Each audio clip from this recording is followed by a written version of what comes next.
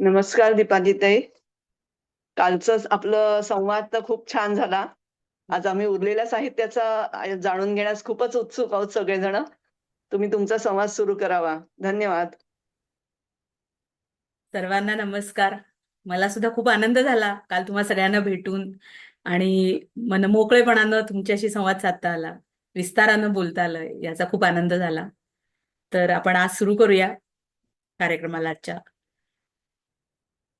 सगळ्यांचं स्वागत करते आजच्या आपल्या सत्रामध्ये. आणि काल आपण प्रतिभाताईंच्या वैचारिक साहित्याचा, संशोधकीय कामाचा थोडासा आढावा मी घेतला. ताई एक विनंती करते. आशाताई आले आहे तिथे. अरे वा. आशाताईंची इच्छा होती की 2 मिनिट हो हो प्रतिभाताईंना तुम्ही बोलायला लावाल हो कुठे. हो हो. आशाताई बघे आलेले आहेत. काय? तर मला वाटतंय की मी थोडंसं मुलाखतीसारखं करते, म्हणजे त्यांना प्रश्न चालेल विचारले की उत्तर चालेल. देतील. थँक्यू ताई, थँक्यू व्हेरी हा. मच. तर काही प्रश्न विचारते, त्या अनुषंगाने तुम्ही जरा उत्तरं द्या. तर आपण काल वैचारिक साहित्याबद्दल पुष्कळ बोललो तुमच्या. वैचारिक. हा, आणि आज थोडं ललित साहित्याविषयी बोलूया.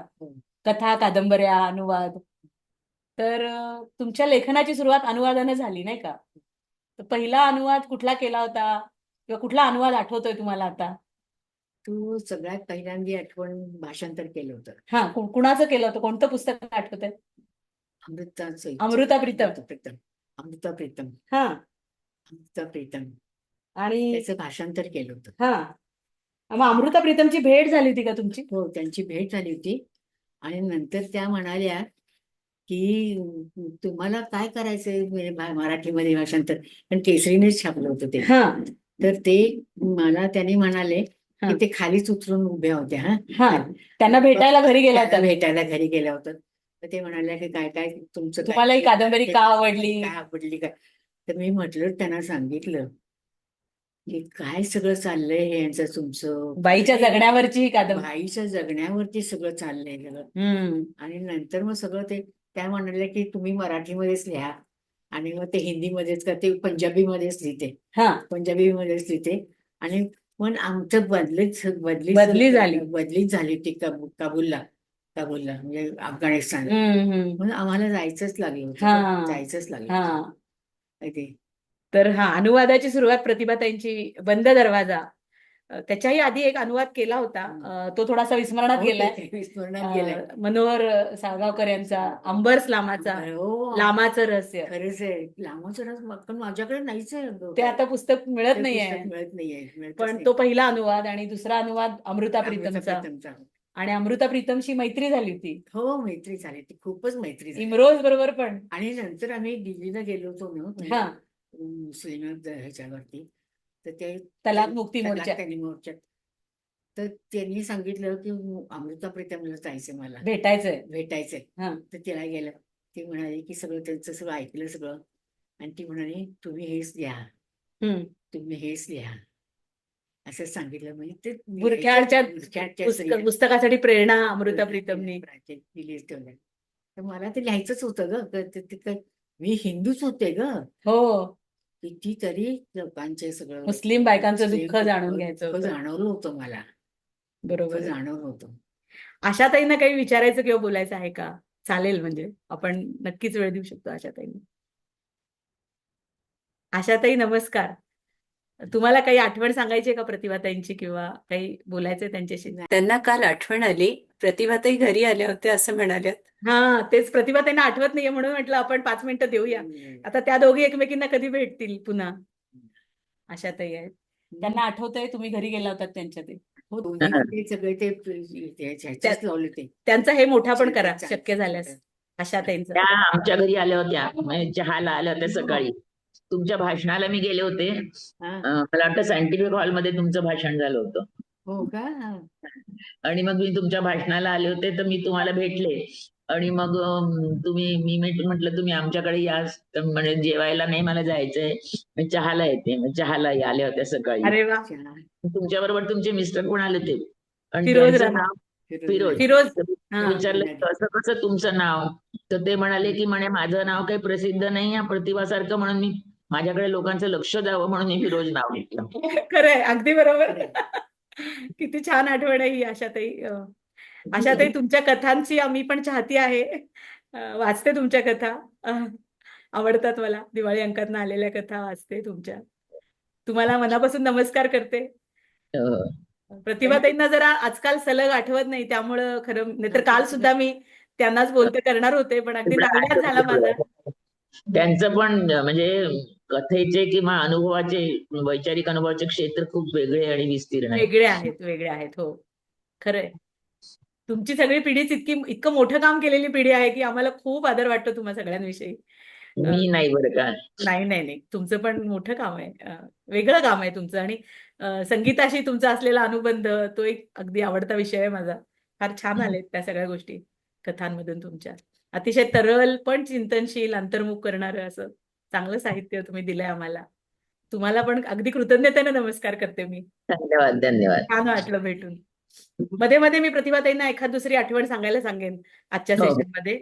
आपण हो. सांभाळून घेऊ, पण बोलू देत त्यांना थोडंसं. असं हो, करूया हो, नक्की. हो, हो, चालेल.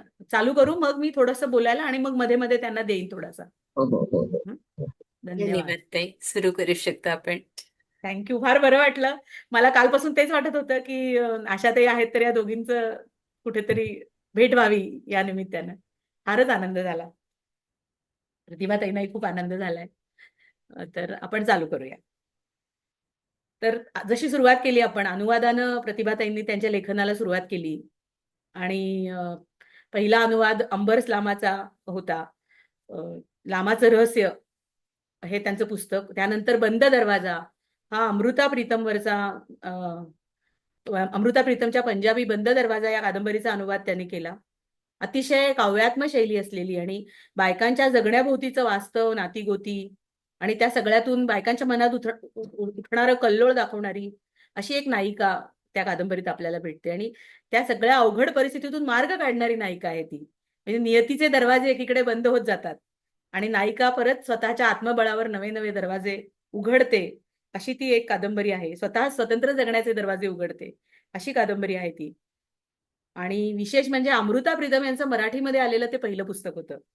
त्यामुळं अमृता प्रीतम यांना सुद्धा खूप आनंद झाला होता की आपली पहिली कादंबरी मराठीत जातीये.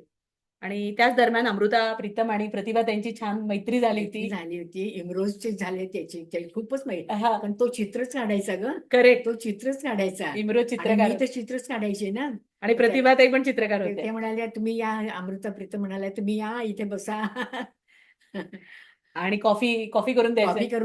कॉफी करून द्यायच्या. हा, अशा छान छान आठवणी येत आहेत प्रतिभाताईंना. पुढच्या काळामध्ये अनुवादाकडून स्वतंत्र लेखनाकडे ताई वळल्या. पण प्रतिभाताईंच्या अफगाण डायरीचा माय अफगाण डायरी हा अनुवाद केला गेलेला आहे. आणि बुरख्याआडच्या स्त्रिया या पुस्तकाचा त्यांनी स्वतःच अनुवाद केला. Behind the well in search of truth असा. आणि अलीकडच्या काळामध्ये पुन्हा प्रतिभाताईंनी एक अनुवादाचं काम केलं. स्वप्नशिल्प या नावाचं त्यांचं पुस्तक आलेलं आहे. स्वप्नशिल्प नावाचं आता अलीकडे झालेला अनुवाद आहे. हे नवं हो. पुस्तक आहे प्रतिभाताईंचं. अतिशय वेगळ्या विषयावरच्या कादंबरीचा अनुवाद प्रतिभाताईंनी केलाय. डिंपल प्रकाशनानं केलंय हे पुस्तक. जोगिंदर पॉल नावाच्या लेखकानं. हो, कारण त्यांनीच मला सांगितलं होतं. हम्म, जोगिंदर सरांनीच मला सांगितलं होतं की तुम्ही त्याचं भाषांतरच करा. करा. इंग्लिशमध्ये सगळं. इंग्लिशमध्ये स्लीप वॉकर्स नावाने त्यांनी केलं तो होतं. पाकिस्तानातूनच आला होता. हा, 8-10 वर्षांचा. काय करायचा तो तिकडेच गेला. आणि काय काय चाललंय ग सगळं त्यांचं. होय. काय चाललंय सगळं त्यांचं. तो लखनऊहून तिथेच गेला होता. करेक्ट. हो मुसलमानच. हो. तर त्या कादंबरीचा विषय थोडक्यात सांगते की आपल्याला माहिती की आता निर्वासितांच्या समस्येनं जगभरातच खूप मोठा प्रश्न निर्माण केलाय. आणि निर्वासितांना आणि ज्या देशात ही निर्वासित मंडळी राहत आहेत त्या देशांना सुद्धा त्याच्या समस्या भोगाव्या लागतायत. हे आपण सगळं आता जवळून अनुभवत आहोत, पेपरमध्ये बातम्या वाचतो आहोत. तर नेमका तोच विषय या कादंबरीचा आहे. आपली जेव्हा फाळणी झाली भारत पाकिस्तानाची, तर काही लोकांना पाकिस्तानात राहायला जावं लागलं आणि काही लोकांना पाकिस्तानातून भारतात यावं लागलं. पण ही कहाणी आहे भारतातून एक लखनौचे दिवाने मौलवी साहेब पाकिस्तानात राहायला जातात. त्या लखनवी मौलवी साहेबांची ही कहाणी आहे. आणि त्या निमित्ताने लखनौच्या अनेक व्यक्तिरेखा आपल्याला या अनुवादित कादंबरीमध्ये भेटतात. आणि निर्वासित होणं म्हणजे काय असतं, निर्वासित होण्याच्या वेदना काय असतात, ह्याची अनुभूती या कादंबरीतून आपल्याला येते. त्यांचे पैसे घेतलेच नाहीत मी. हो, पैसे घेतलेच नाही. या कादंबरीची रॉयल्टी सुद्धा प्रतिभा त्यांनी मागितली नाही, कारण हा विषय महत्वाचा होता आणि तो सगळ्या वाचकांपर्यंत पोहोचावा अशी त्यांची इच्छा होती. तर निर्वासित होताना माणसं फक्त एका देशातून दुसऱ्या देशात जातात म्हणजेच निर्वासित होणं असतं का? तर तसं नसतं. कधी कधी फार वेगळ्या पातळीवर आपण निर्वासित होत असतं. म्हणजे आपल्या संस्कृतीपासून निर्वासित होणं म्हणजे आपल्या संस्कृतीपासून तुटून पडणं असतं. फक्त स्थलांतर नसतं ते. आणि ते होत असताना आपल्या मनाला ज्या यातना होतात आणि जगत असताना जे पेच निर्माण होतात अशा वेळेला, तुटून पडल्यानंतर संस्कृतीपासून, त्याला माणूस सामोरा कसा जातो? प्रत्येकाची त्याला सामोरं जाण्याची पद्धत समान असते का वेगळी असते? ह्या सगळ्या प्रश्नांना या कादंबरीच्या निमित्तानं हात घातले गेलेले आहेत. वेगवेगळी पात्र या कादंबरीत येतात. त्यांचे अनेक पैलू या कादंबरीतून आपल्याला भेटत राहतात. निर्वासित या शब्दाचीच प्रतिभाताईंनी फार वेगळ्या स्केलवर व्याख्या केली आहे. ती मी इथे सांगणार नाही, कारण मग कादंबरी वाचायची उत्सुकता राहून जाईल. म्हणून मी सगळ्यांना विनंती करते की ही कादंबरी तुम्ही जरूर वाचा. छोटीशी कादंबरी आहे. 100-150 पानांची, फार मोठी नाहीये. आणि डिंपल प्रकाशनानं केलेलं अगदी ₹170 असं हे पुस्तक आहे. सहज आपल्याला कधीही घेऊन वाचता येईल किंवा लायब्ररीतून आणून वाचता येईल. तर जरूर वाचा हे पुस्तक, असं मी सुचवेन. आणि कादंबरी वाचताना मग आपल्याला एकूण ती सगळी निर्वासितांची वेदना आणि आपल्या मनात एक करुणेचा भाव जागा होतो. तर आपल्याला मनाच्या पातळीवर आपलं उन्नयन करणारी अशी कादंबरी आहे असं मी नक्की सुचवेन.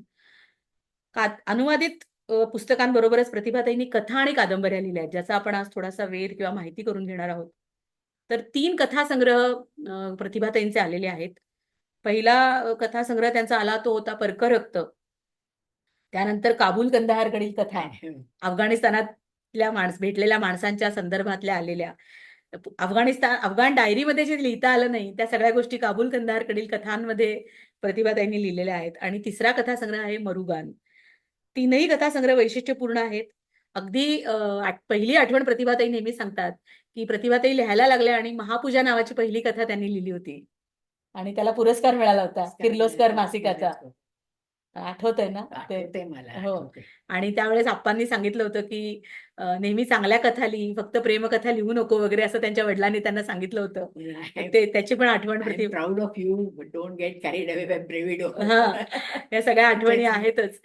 त्यांच्याचकडे गेले होते ना, हो. सगळे गेले होते. तर महापूजा ही सामाजिक म्हणजे पहिलीच कथा होती, पण सामाजिक विषयावरची होती.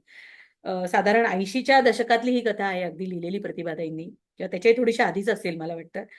तर त्याचा विषय असा होता की वयोवृद्ध कर्मठ असे वडील असतात. ते एका मंदिराचे पुजारी असतात आणि त्यांचा तरुण आधुनिक विचारांचा, चांगल्या नोकरीच्या शोधात असलेला मुलगा त्या कादंबरीत दाखवला आहे. आणि वडील आणि मुलांच्या विचारातला 2 पिढीतल्या विचारांचा संघर्ष थोडासा त्यामध्ये रंगवण्याचा प्रयत्न केलेला आहे. आणि मूळ संघर्ष काय आहे तर वडील पाठपूजा, देवधर्म करत असतात आणि घरातल्या एका मुलाने तरी आपली ती परंपरा चालू ठेवावी अशी इच्छा असते. आणि मुलाला मात्र आपण चांगलं सेटल व्हावं आणि चांगले पैसे कमवावेत अशी त्याची इच्छा असते. आणि ते करण्यासाठी तो प्रयत्न करत असतो, पण लहान गावात आई वडिलांना सांभाळत राहत असताना त्याला चांगली नोकरी मिळत नसते.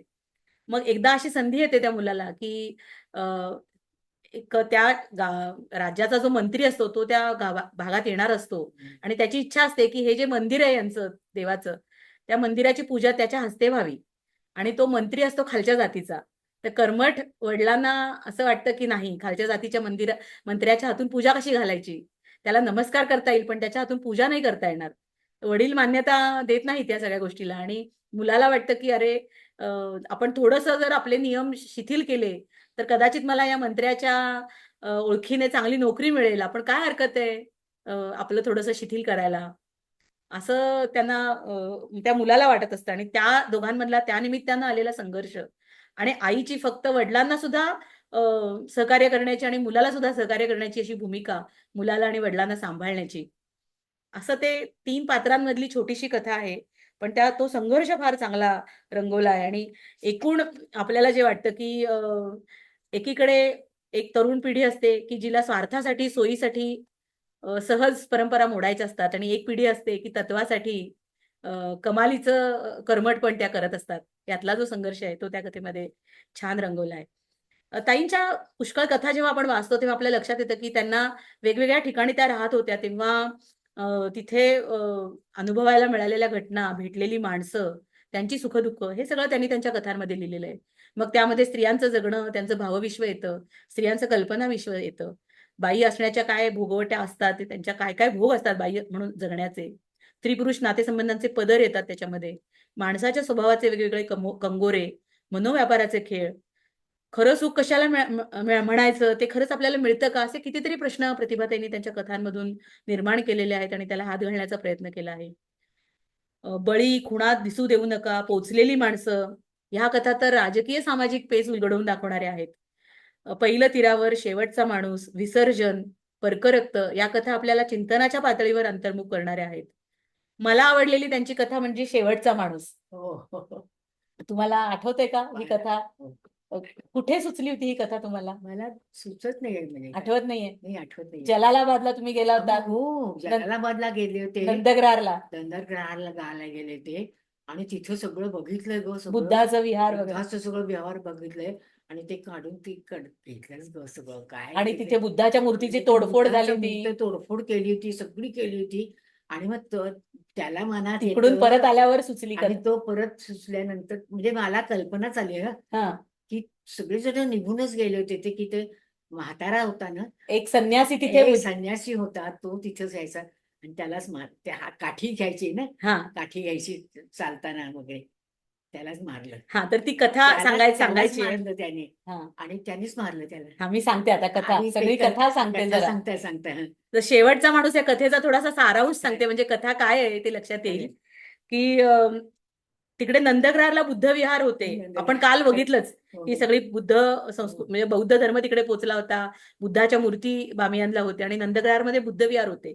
पण पडझड झालेली होती. ते पाहून परत आल्यावर प्रतिभाताईंनी अशी कल्पना केली की बुद्ध विहारामध्ये एक म्हातारा ज्ञानी संन्याशी राहतोय आणि त्याच्याबरोबर काही भिक्षुक राहतायत आणि अरबांची आक्रमणं होत आहेत आणि आक्रमण झाली की दरवेळी तिथल्या काहीतरी वस्तू घेऊन आपले सगळे जे संन्यासी आहेत ते पळून जात आहेत आजूबाजूच्या दऱ्याखोऱ्यांमध्ये, गुहांमध्ये, कारण आक्रमण होत आहेत आणि आपल्याला अहिंसा हे बुद्धाचं तत्वज्ञान आहे, त्यामुळे युद्ध करायचं नसतं, म्हणून ते पळून जातात, लपून बसतात इकडे तिकडे आणि मग लुटमार होते. बुद्ध विहारातलं सगळं धान्य, तिथे काय थोडीशी संपत्ती वगैरे ठेवलेली असते भिक्षूंनी, ती घेतली जाते या आक्रमणकर्त्यांकडून आणि ते सगळं घेऊन पळून जातात लुटमार करून. की मग पुन्हा हे लपून बसलेले सगळे भिक्षू, हा म्हातारा संन्यासी पुन्हा आपल्या बुद्ध विहारामध्ये राहायला येतो. असं अनेक वेळेला होत असतं. तर त्या ज्ञानी संन्याशी जो असतो तिथला सगळ्यात वयोवृद्ध, त्याला वाटतं की आपण असं किती वेळा परचक्र आलं आपल्या बुद्ध विहारावर, की पळून जायचं, लपून बसायचं आणि मग पुन्हा ही परचक्र करणारी माणसं निघून गेली की पुन्हा परत यायचं,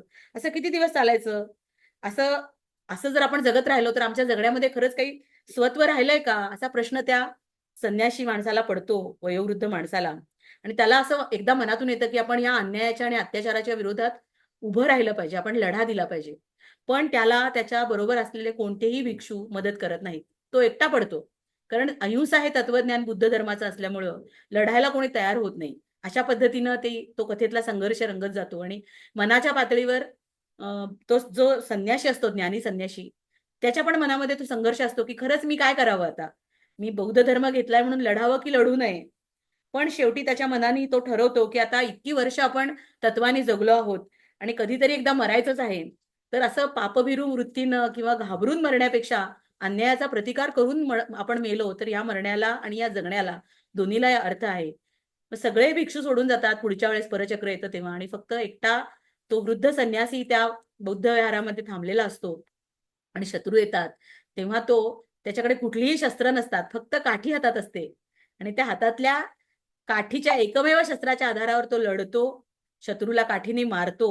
ते शस्त्र त्याचं काही पुरेसं नसतं, पण मारताना शत्रूच्या डोळ्यातले भाव तो बघतो की एक क्षणभर का होईना मी शत्रूला घाबरवलंय, आणि शत्रू मात्र त्याला नंतर मारून टाकतो, पण मृत्यूसमयी त्याला समाधान वाटतं की मी माझं कर्तव्य नीट केलेलं आहे, बुद्ध विहार वाचवण्याचा माझ्या परीने मी प्रयत्न केलेला आहे, माझं मरण आता अगदीच फुकट जाणार नाही, ह्या समाधानाला घेऊन तो मरतो. शत्रूपैकी कुणाच्या तरी एकाच्या डोक्यावर तरी मला काठी मारता आली ह्याचं समाधान घेऊन तो मरतो. हा तो शेवटचा माणूस, की जो अखेरी एक तरी माणूस अन्यायाविरुद्ध प्रतिकार करायला तयार होतो. म्हणजे हा जो काही एक संघर्ष आहे की आपण जो धर्म स्वीकारला तो धर्म, स्वत्व विकायची वेळ येते तेव्हा धर्म महत्वाचा का स्वत्व महत्वाचं, हा जो संघर्ष आहे तो या कथेमधून छान रंगवलाय की धर्मापेक्षा स्वधर्म, स्वत्व हे श्रेष्ठ असतं, अशी ती कथा आहे. आणि ह्या कथेची आणखी एक छान आठवण प्रतिभाताई नेहमी सांगतात की भालजी पेंढारकर आपल्या सगळ्यांना माहिती आहे, चित्रपट दिग्दर्शक मराठीत. मला त्याने अप्पांचा घेऊन गेले होते. अप्पांचे मित्र होते प्रतिभाताईंच्या अप्पांचे वडिलांचे. मित्रच होते. त्यांनाच ते म्हणाले की तुमची मुलगी आहे ना, तर तिला घेऊन या भेटायला. घेऊनच या भेटायला. मी त्यांना सांगितलं ना, सगळं सगळं सांगितलं. ते म्हणाले मी चित्रपट केला असं, म्हणजे त्यांना डोक्यात हा. गेले होते ग. त्यांना चित्रपट करायचा होता या चित्रपटच करायचा कथेवर. होता, सगळं चित्रपट करायचा होता. पण त्यांचे डोळे दिसत नव्हतं. दिसत नव्हतं. मी हेच केलं असतं ग. नाहीतर मी चित्रपट काढून स्वतः दिग्दर्शन केलं असतं या चित्रपटच केलं, कथेवर. दिग्दर्शनच केलं असतं. अशी चांगली पावती प्रतिभाताईंना भालजी पेंढारकरांकडून भाजी मिळाली. भेंडारकरांनी सांगितलं. आणि अगदी दुर्मिळ अशी गोष्ट प्रतिभाताईंनी खूप दिवसांनंतर मला सांगितली. प्रतिभाताईंच्या अनेक कथा प्रसिद्ध होऊ लागल्या होत्या तेव्हा प्रतिभा रानडे या नावाने त्या कथा लिहित असत. आणि प्रतिभाताईंच्या वडिलांना म्हणजे गरम भिड्यांना एक पत्र आलं पुभा भाव्यांचं हो, की प्रतिभा रानडे नावाची एक चांगली लेखिका आहे नव्याने लिहायला लागलेली आणि तुम्ही वाचल्यात का हिच्या कथा. आणि मग वडील म्हणाले की ती तर माझीच मुलगी आहे. मग परत पुभा भावे म्हणाले की मग इतक्या चांगल्या कथा लिहिणं तर काही नवलच नाही, स्वाभाविकच आहे वगैरे. तर असं सगळं ते पत्र प्रतिभाताईंनी मला जेव्हा दाखवलं तेव्हा मला इतकं छान वाटलं की श्रीभा भाव्यांसारखा मोठा कथालेखक सुद्धा प्रतिभाताईंना अशी दाद देतोय. आणि अशी एक छान आठवण मला या निमित्तानं सांगावीशी वाटली तुम्हा सगळ्यांना. तर कुठल्याही तत्वाचा अतिरेक करू नये आणि जेव्हा आपल्यावर अन्याय होतो तेव्हा प्रतिकार हा केलाच पाहिजे. आणि प्रतिकार केल्यानंतर आपल्या मनाला जे समाधान मिळतं ते फार मोठं असतं. असं फार मोठं मूल्यचिंतन या कथेतून आपल्याला मिळत जातं. आणखी एका चांगल्या कथेचा उल्लेख मला करावासा वाटतोय. पहिलं तीरावर नावाची त्यांची एक कथा आहे. लंडनमधून नेहरू सेंटर या संस्थेतून भारतीय भाषांमधल्या लेखिकांच्या कथांचा आशा नावाचा संग्रह प्रसिद्ध होणार होता. आणि त्यामध्ये अमृता प्रीतम, पद्मा सचदेव, वैदेही अशा मोठमोठ्या लेखिकांच्या कथा प्रकाशित होणार होत्या. आणि त्या कथांमध्ये पहिलं तीरावर ही प्रतिभा त्यांची कथा निवडली गेली होती. म्हणजे हा सुद्धा एक फार मोठा सन्मानच झाला असं म्हणावा लागेल. आणि ती कथा इंग्रजीत भाषांतरित करून पाठवायची होती आणि प्रतिभाताईंनी स्वतःच त्या कथेचा अनुवाद केला होता. त्या कथेचं तर वैशिष्ट्य असं आहे की आजकाल आपल्याला नव्याने फॅन्टसी लिहिणारे लेखक फार अभावानं आढळतात. चांगली फॅन्टसी किंवा चांगली दंतकथा ज्याला आपण म्हणू, फॅन्टसी तर लिहिली जाते पण दंतकथा नव्याने लिहिलं जाण्याचं प्रमाण फार कमी आहे. तर अशी एक दंतकथाच प्रतिभाताईंनी पहिलं तीरावर मध्ये लिहिली आहे. तर ती कथा सुद्धा थोडक्यात सांगते, तुम्हाला आवडेल कदाचित ती ऐकायला म्हणून. की ह्या कथेचा म्हणजे हा फॉर्म किंवा किंवा हा विषय कसा सुचला असं मी प्रतिभाताईंना विचारलं. तर त्या मला म्हणाल्या की माणसाला अशी एक इच्छा असते की आपलं अचानक काहीतरी चांगलं व्हावं, असं कोणीतरी बटन दाबल्यासारखं काहीतरी दाबावं आणि आपल्या आयुष्यात पटकन चांगलं होऊन जावं अशी एक इच्छा असते. आणि आपली जी काय आत्ताची परिस्थिती आहे ती पालटून जावी अशी एक इच्छा आतमध्ये दडून बसलेली असते. आणि आपण वर्षानुवर्ष एका विशिष्ट परिस्थितीत खितपत पडलेलो असतो आणि त्यातून आपण बाहेर पडावं, असा एक आशेचा किरण आपल्याला मिळावा अशी एक त्याची इच्छा असते. आणि असा आशेचा किरण कुठे दिसला की माणूस त्यावेळेस काही त्याला त्याग करायला सांगितलं तर करू शकतो का? परीक्षा देण्याची वेळ येते एखाद्या बदलासाठी, तेव्हा त्याला ते खरंच जमतं का? असा विचार जेव्हा मनात आला त्या वैचारिक मनोवस्थेतूनच प्रतिभाताईंना पहिलं तीरावर ही कथा सुचली होती. कथा सांगते थोडक्यात, फार मस्त कथा आहे. कथेचा विषय न सांगता पूर्ण कथेचा सारांशच सांगते. एक गाव असतं आणि गावामध्ये एक नदी असते आणि नदीच्या अलीकडे लोकवस्ती असते आणि पलीकडे एक जंगल असतं. पण गावामध्ये अचानक चर्चा सुरू होते की नदीच्या पलीकडे जिकडे जंगल आहे तिकडे एक नवं कोरं स्वच्छ सुंदर गाव आता वसवलं जाणार आहे. आणि या बाजूच्या लोकांना त्या बाजूला राहायला गेल्यावर छान छान राहायला घरं मिळणार आहेत, आरामशीर घरं असणार आहेत आणि त्यांचं सगळं जीवन पालटून जाणार आहे. मस्त त्यांना जगता येणार आहे, स्वच्छ घरं असणार आहेत. पण इथून तिथे जायचं आणि त्या घराचा आनंद उपभोगायचा, त्या भागाचा, स्वच्छतेचा, आरामशीरपणाचा, चांगल्या नोकऱ्या मिळणार आहेत तरुणांना. तर एक अट असते की इथून तिथे जाताना इथली एकही वस्तू बरोबर न्यायची नाही. अंगावरच्या कपड्यांनिशी फक्त निघून जायचं. आता लोकांना वाटतं की असं कधी शक्य आहे का? असं कसं काय अचानक तिकडे काय होईल? कोणी धाडस करत नाही त्यामुळे पहिलं तीरावर जायचं. हे तीर ओलांडून त्या तीरावर जायचं धाडस कुणालाच करत नाही. 4-5 बॅचलर मुलं राहत असतात नदीच्या या साईडला ऐलं तीरावर. मग ते म्हणतात की आपल्याकडे तसंही काही नाहीये. आपल्याला जाऊन बघायला काय हरकत आहे? तसे आपण चांगल्या नोकरीच्या शोधात आहोत. चांगलं घर राहायला पाहिजे आपल्याला. तर ती 4-5 मुलं जातात पहिलं तीराकडे आणि खरोखरीच त्यांना तिकडे सगळंच मिळतं. मग पुन्हा एकदा नावेने इकडे येऊन ते सगळ्या गावकऱ्याला सांगतात की अरे आम्ही खरंच अनुभवलं हे. तुम्ही येऊ शकता. अतिशय सुंदर राहायला जागा आहे. छान गाव आहे तिकडच्या बाजूला. तुम्ही सगळेच चला. मग आम्ही सगळे येतो म्हणून सगळे एक एक करून गावच्या गाव तिकडे ऐलं तीरावरून पहिलं तीराकडे राहायला लागतं. तिकडे आनंदात राहायला लागतं. पण शेवटी एक म्हातारी असते ना, ती मात्र जात नाही. ती म्हणते काय मला मेलेल्या म्हातारीला आता काय पाहिजे? मला आता फक्त माझी मोक्षाची आस आहे. मला माझं सगळं जगणं झालंय जगून. मला काही त्या पहिल्या तीरावर जाण्याची अजिबात इच्छा नाहीये. मी इकडेच राहते. पण सगळं गाव रिकामं झाल्यावर तिला येतो कंटाळा, किती दिवस मी अशी एकटी राहणार. म्हणून एकदा त्या नावाड्याला म्हणतो, काय रे बाबा, खरंच छान आहे का तिकडे? कसं काय वाटतं तुला, वाटतंय का मी तिकडे जावं? तर तो नावाडी म्हणतो, हो हो, तू जाऊ शकतेस म्हातारे तिकडे, अगं मी घेऊन जातो की तुला, चल उद्या तयार हो आणि चल. ती बर बर म्हणते आणि नावाड्याबरोबर पहिलं तीराला जाते ओलांडून. ती म्हातारी त्या म्हणजे त्या पहिल्या तीरावर पाय ठेवते आणि टेकत टेकत 2-4 पावलं टाकते ना टाकते, तोपर्यंत ते सगळं गाव नाहीसं होतं. परत जुनं होतं. सगळं नवं आरामशीर सगळं मिळालेलं, स्वच्छ सुंदर गाव परत जुनं कसं तरी घाणेरडं, लोकं उघड्यावर आलेली, घर एकदम नाहीसं झालेलं. लोकांना कळत नाही की असं काय झालं अचानक? कसं काय परत सगळं निघून गेलं मिळालेलं वैभव? आणि कुणामुळे? मग शोध घेणं सुरू होतं की कोण आहे? कोण तिकडची वस्तू घेऊन इकडे आलंय का? काय झालंय का? कुणी अट पाळली नाही की काहीच न घेऊन यायची. असं करता करता शेवटी शोध लागतो की म्हातारी, तिला काठीशिवाय चालता येत नसतं आणि जपमाळ हा तिच्या हृदयाचा विषय असतो. जपमाळ हा तिचा श्वास असतो. तर काठी आणि जपमाळेशिवाय तर मी म्हातारी पूर्णच होऊ शकत नाही, म्हणून ती ते घेऊन आलेली असते आणि त्यामुळं तो सगळा आनंद गावकऱ्यांचा निघून जातो आणि मग परत सगळं गाव आईला तीरावर नावेतून परत येतं. आपलं आपलं जीवन सुरू होतं. म्हातारी सुद्धा परत येते आणि परत आल्यावरती अ, सगळीकडे गावाची गडबड गोंधळ उत्साह सुरू झालेला असतो. तेव्हा म्हातारी म्हणते की माणसं सगळी आईला तीरावर परत आली आहेत आणि आनंदाने जगतायत. सर्वांना पहिलं तीरापेक्षा आईला तीरच जास्त आवडतोय की काय? अशी ही कथा आहे. इकडे कथा संपते. तर फार अतिशय अंतर्मुख करणारी अशी कथा आहे. म्हणजे मी जेव्हा विचार करत गेले या कथेचा, तेव्हा मला असं वाटलं की फॅन्टसीची ओढ असणारी सामान्य माणसं कमीत कमी वेळात आणि कमीत कमी कष्टात भौतिक सुख जेव्हा मिळू शकतात असं कळतं, तेव्हा क्षणाचाही विलंब न लावता सगळं काय ते त्यागून पहिलं तीरावर सहज निघून जातात आणि एखादी आध्यात्मिक व्यक्ती, जिला फक्त मोक्षाची आस असते, ती त्या साधनांमध्ये अडकून पडते. आणि त्यामुळे तिला मोक्ष मिळत नाही की काय? मग खरं आध्यात्मिक कोण? असा एक प्रश्न माझ्या मनाला पडला.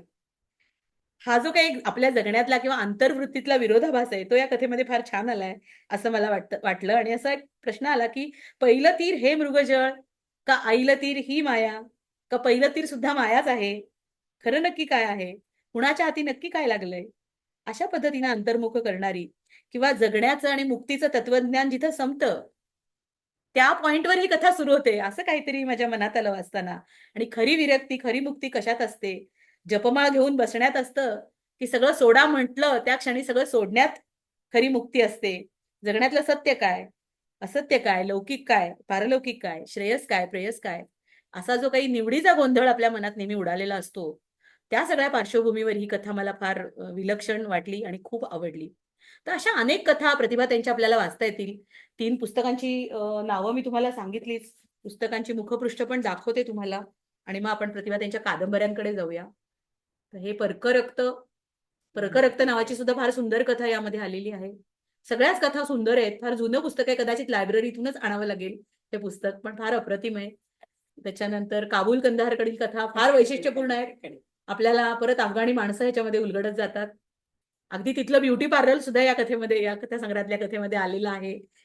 आणि मरुगान नावाचं सगळं मुंबईतलं जीवन प्रतिभाताईंचं आणि तिथे भेटलेली माणसं आणि वेगवेगळ्या बायका आणि त्यांचे प्रश्न.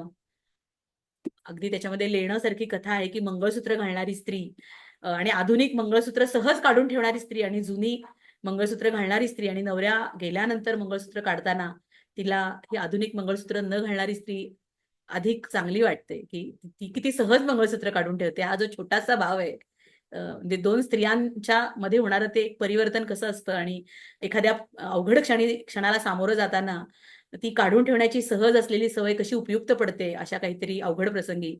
ह्याचं नेमकं मार्मिक निरीक्षण करणारी विसर्जन सारखी कथा सुद्धा फार सुंदर आहे मरुगांमधली.